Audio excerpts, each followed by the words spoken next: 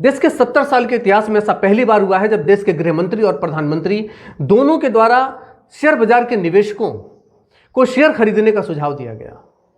क्या यह एक सामान्य सी बात है या फिर यह सुझाव किसी योजना के तहत दिया गया? 4 जून को जब लोकसभा चुनाव के परिणाम आ रहे थे, उस दिन शेयर बाजार में अप्रत्याशित रूप से गिरावट दर्ज किया गया।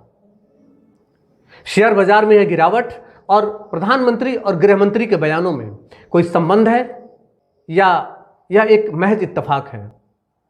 आज की इस वीडियो में हम इसी को समझने का प्रयास करेंगे। मैं हूं जयदीप द्विवेदी और मेरे यूट्यूब मंच पावर शिफ्ट पर आपका स्वागत है।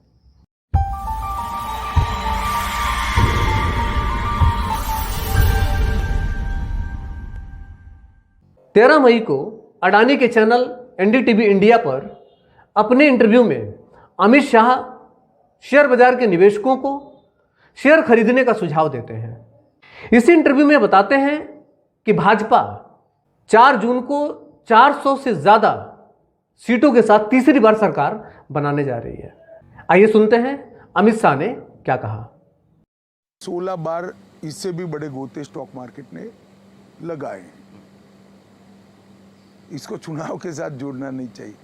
खैर, अफवाहों के कारण ऐसा हुआ भी होगा तो 6 जून के पहले आप बाय कर लेना, 4 जून के पहले वो सूट अप करेगा। अमित शाह अपने इस बयान में 2 चीजों पर जोर देते हैं। पहला कि 4 जून को भारतीय जनता पार्टी 400 से अधिक सीटों के साथ तीसरी बार सरकार बनाने जा रही है, और दूसरी बात, भारतीय जनता पार्टी के सरकार बनाने के साथ ही शेयर बाजार में उछाल आएगा और इसीलिए शेयर बाजार के निवेशकों से शेयर खरीदने का सुझाव अमित शाह के द्वारा दिया गया। इसी बयान को 19 मई को अडानी के इसी चैनल पर प्रधानमंत्री मोदी के द्वारा दोहराया गया। आइए सुनते हैं प्रधानमंत्री नरेंद्र मोदी ने क्या कहा। और 4 जून जैसा आपने कहा, जिस दिन चुनाव का नतीजा आएगा, आप उस हफ्ते भर में देखना कि यानी भारत का स्टॉक मार्केट के लिए उसके सारे जो उनके प्रोग्रामिंग के जो प्रोग्रामिंग वाले सारे उनके थक जाएंगे। जी बिल्कुल।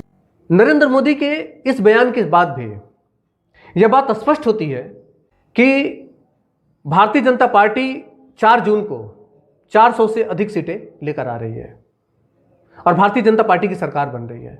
और इन्होंने भी अपने इस इंटरव्यू में शेयर बाजार में उछाल की बात कही। प्रधानमंत्री नरेंद्र मोदी 400 पार का नारा बहुत पहले ही दे चुके थे। 1 जून को जब 7वें और अंतिम चरण का चुनाव संपन्न हुआ तो शाम 5 बजे एग्जिट पोल दिखाए गए और सभी सर्वे कंपनियां अपने एग्जिट पोल में भारतीय जनता पार्टी को 350 से 415 तक सीटें दे रही थी और इसे सभी चैनलों द्वारा पूरी गर्मजोशी के साथ प्रसारित किया गया। देश की जनता के दिमाग में मनोवैज्ञानिक तरीके से इस बात को फिट किया गया कि भारतीय जनता पार्टी 400 से भी अधिक सीटों के साथ तीसरी बार सरकार बनाने जा रही है। 2 तारीख को रविवार था, बाजार बंद था।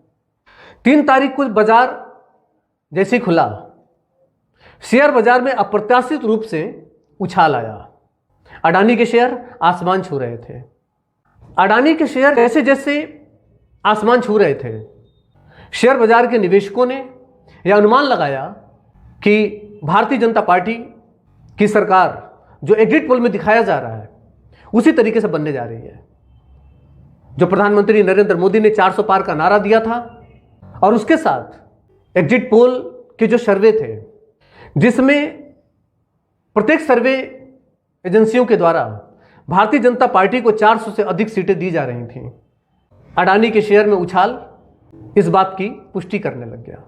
और 3 जून को शेयर बाजार में अप्रत्याशित रूप से उछाल दर्ज किया गया।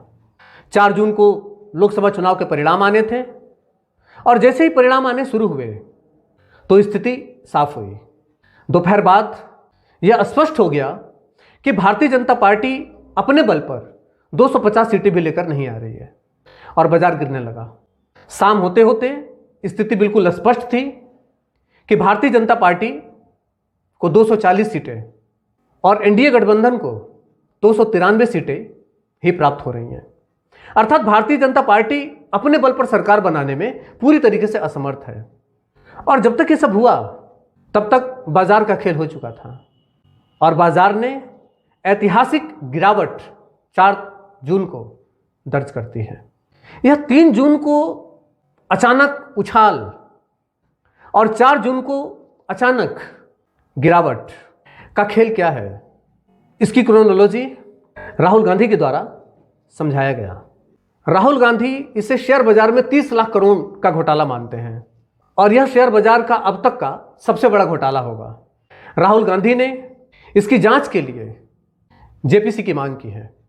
इस पूरे प्रकरण पर राहुल गांधी ने क्या कहा है, आइए सुनते हैं। नहीं, देखिए, आज हम बड़ी इंपॉर्टेंट चीज़ के बारे में आपको कहना चाहते हैं। पहली बार हमने नोट किया कि चुनाव के समय प्रधानमंत्री ने, होम मिनिस्टर ने और फाइनेंस मिनिस्टर ने स्टॉक मार्केट पर टिप्पणी दी। प्रधानमंत्री ने 2-3 बार, 4 बार देश को कहा कि स्टॉक मार्केट तेजी से आगे बढ़ने जा रही है। होम मिनिस्टर ने सीधा कहा कि 4 जून को स्टॉक मार्केट आसमान में जाएगी, लोगों को खरीदना चाहिए। और यही मैसेज फाइनेंस मिनिस्टर ने दिया। ये आज थोड़ा हम तो ये क्रोनोलॉजी है। अमित शाह कहते हैं बाय शेयर्स बिफोर 4 जून। 19 में नरेंद्र मोदी जी कहते हैं stock market will break records on June 4। फिर 28 मई को रिपीट करते हैं। 1 जून मीडिया झूठे एग्जिट पोल रिलीज करती है। बीजेपी का ऑफिशियल जो इंटरनल सर्वे था वो उनको 220 सीट दे रहा था। तो ये इंफॉर्मेशन बीजेपी के लीडर्स के पास था। इंटेलिजेंस एजेंसीज ने 200 और 220 के बीच में सरकार को बताया था कि उनकी सीट्स आ रही हैं। 3 जून को स्टॉक मार्केट सारे रिकॉर्ड तोड़ देता है और 4 जून को खटाक से स्टॉक मार्केट अंडरग्राउंड चला जाता है। अगला स्लाइड दिखाइए जरा। ये देखिए, 31 में massive stock activity, more than double what was there on 30th, more than double what was there on 29, 28। ये अनोमली देखिए। ये कौन लोग हैं? ये वो लोग हैं जो जानते हैं कि कोई ना कोई घपला हो रहा है। हजारों करोड़ रुपए यहां पे इन्वेस्ट हुए हैं, फॉरेन इन्वेस्टर्स ने इन्वेस्ट किए हैं और उसके बाद 30 लाख करोड़ रुपए का लॉस होता है। किसका लॉस होता है? रिटेल इन्वेस्टर्स का लॉस होता है। तो ये जो आप देख रहे हैं हिंदुस्तान की स्टॉक मार्केट की हिस्ट्री का सबसे बड़ा स्कैम है और इसके बारे में हम कुछ सवाल पूछना चाहते हैं। पहला सवाल, why did PM and HM give specific investment advice to the 5 crore families investing in the stock market? Is it their job to give investment advice? Second, why both interviews were given to the same media house owned by the same business group, which is also under SEBI investigation for manipulating stock market? Third, what is the connection between the BJP, the fake exit pollsters, and the dubious foreign investors who invested one day before the exit polls were announced and made a huge profit at the cost of 5 crore families? We demand a JPC into this.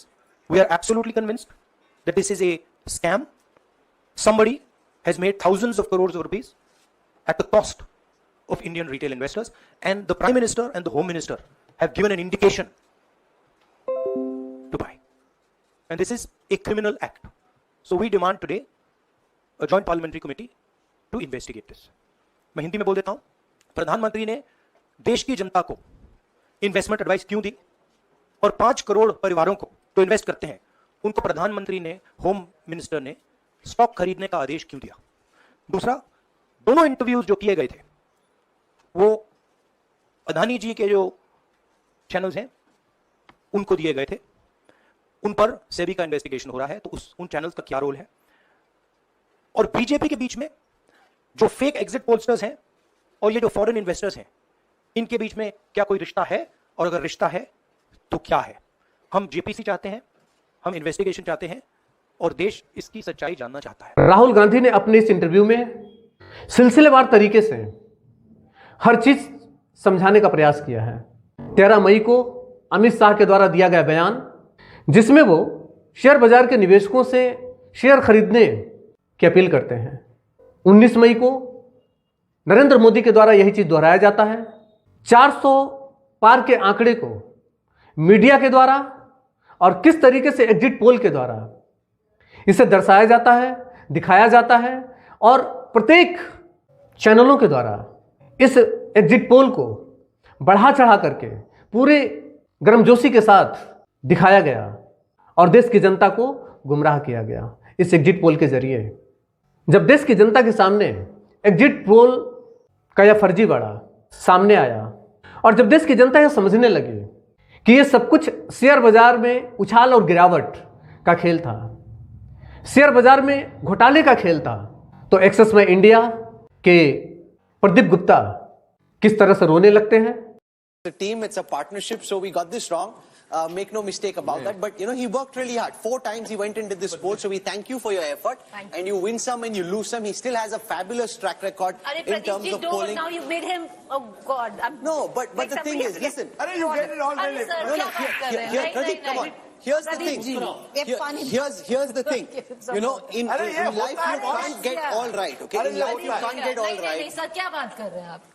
There's a lot of rigor and effort that goes in, and if you look at all our posts and our coverage during the post poll also, we were constantly saying, let's not get carried away. It's a post poll, it's directional. The reality is the polls can only give you an indication. It's only when you get carried away with your own hype, that is when the problems happen. And we were constantly on air, on Twitter, social media, Instagram saying, just dial the hype. Exit poll सिर्फ exit poll नहीं होता है। अगर इसे सही तरीके से किया जाए और इसका सही उपयोग किया जाए तो इससे किसी भी क्षेत्र की जमीनी स्तर पर होने वाली समस्याएं और देश के नागरिकों की जो मूलभूत समस्याएं हैं वो उजागर होंगे। एग्जिट पोल की सहायता से सरकारें आगे की रणनीतियां तय कर सकती हैं। प्रदीप गुप्ता जैसे लोगों ने देश की जनता के साथ एग्जिट पोल के नाम पर धोखा दिया है, देश की जनता की उम्मीदों को तोड़ा है। राहुल गांधी ने इस पर संयुक्त संसदीय समिति की मांग की है, इस पर जांच की मांग की है। क्या आपको लगता है सरकार इसकी जांच करेगी? मिलते हैं अगली वीडियो में। नमस्कार।